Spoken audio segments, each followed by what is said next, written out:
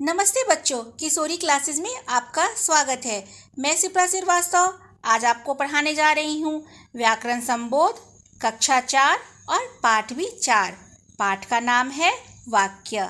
वाक्य को हम अंग्रेजी में सेंटेंस बोलते हैं। अब इसको हम पढ़ते हैं। नीचे चित्र में हम क्या देख रहे हैं कि एक बच्चा बॉल खेल रहा है और दूसरे चित्र में अध्यापक जी पढ़ा रहे हैं। अब इसको हम पढ़ते हैं। रचित रहा खेल है, पढ़ा अध्यापक रहे हैं। नीचे के वाक्यों में जो वाक्य लिखे हैं क्या वे हमें स्पष्ट सही लग रहे हैं? लग रहे हैं आपको? नहीं ना? उलटफेर लग रहा है ना? क्रम से नहीं लग रहा ना? तो अब हम नीचे के वाक्य को फिर से पढ़ते हैं। रचित खेल रहा है और अध्यापक पढ़ा रहे हैं। इन दोनों वाक्यों में शब्दों को सही क्रम में लिखा गया है, इसीलिए दोनों ही संपूर्ण तथा स्पष्ट अर्थ दे रहे हैं ना। रचित खेल रहा है, बिल्कुल क्रम से लिखा हुआ है, कोई उलटफेर नहीं है। अध्यापक पढ़ा रहे हैं, सुनने में भी अटपटा नहीं लग रहा है, सार्थक लग रहा है, बिल्कुल स्पष्ट लग रहा है बिल्कुल। तो पहले के वाक्य में रचित खेलने का काम कर रहा है और दूसरे वाक्य में अध्यापक पढ़ाने का काम कर रहे हैं। इस तरह हम कह सकते हैं कि सार्थक और अस्पष्ट अर्थ बताने वाले समूह ही वाक्य कहलाते हैं। तो वाक्य की परिभाषा हम जानते हैं कि शब्दों का सार्थक समूह क्या कहलाता है? वाक्य कहलाता है। अब हम वाक्य के अंग पढ़ते हैं। वाक्य के दो अंग होते हैं, उद्देश्य और विधेय। उद्देश्य को अंग्रेजी में हम सब्जेक्ट बोलते हैं और विधेय को प्रेडिकेट बोलते हैं। इसको आप लोगों ने पढ़ा होगा इंग्लिश ग्रामर में। अब इसको हम हिंदी ग्रामर में पढ़ रहे हैं अभी। अब उद्देश्य के बारे में पढ़ते हैं। उद्देश्य किसे कहते हैं? वाक्य में जिसके बारे में कुछ कहा जाता है उसे हम उद्देश्य कहते हैं। अर्थात जिसके बारे में कुछ कहा जाता है वह उद्देश्य कहलाता है। और विधेय क्या कहलाता है? वाक्य में उद्देश्य के बारे में जो कुछ कहा जाता है वह विधेय कहलाता है।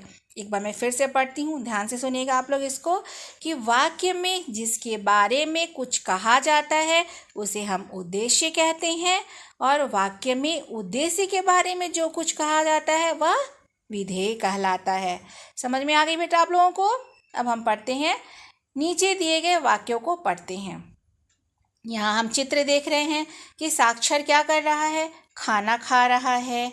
एक आम की चित्र बनी है और आम ने क्या पहन रखा है? ताज। इससे क्या पता चल रहा है कि आम फलों का राजा है। फलों का राजा है ना आम, आप लोगों को पता है ना?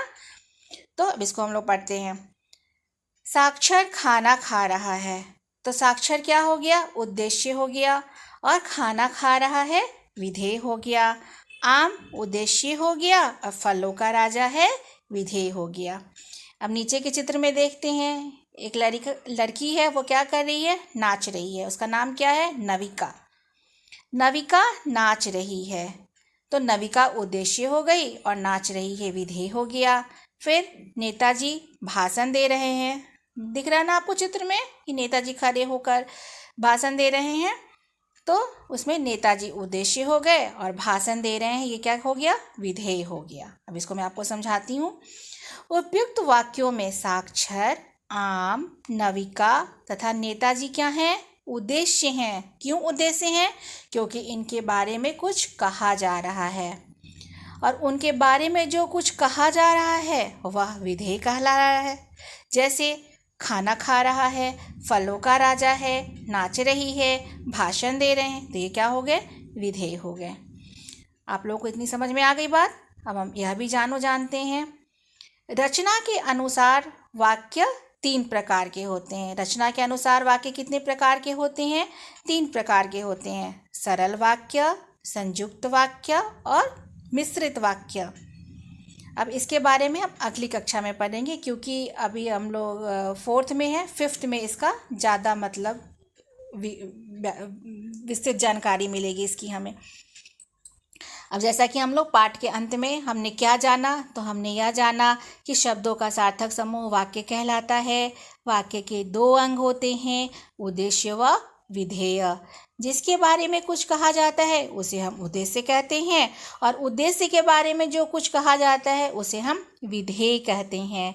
तो जैसे सीता गाना गा रही है तो सीता हो गई उद्देश्य और गाना गा रही हो गया विधेय। तो आप लोगों को समझ में आ गई वाक्य। धन्यवाद बच्चों।